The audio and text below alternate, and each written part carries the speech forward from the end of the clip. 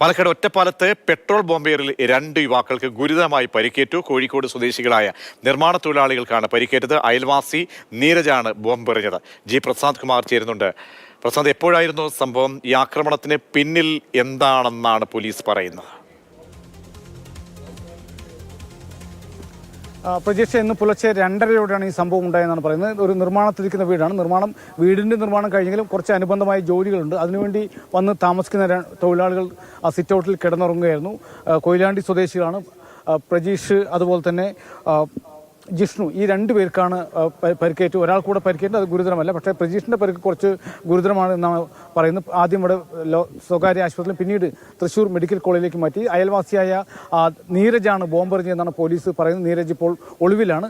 എന്താണ് നീരജിൻ്റെ പ്രകോപന കാരണം എന്ന് വ്യക്തമല്ല.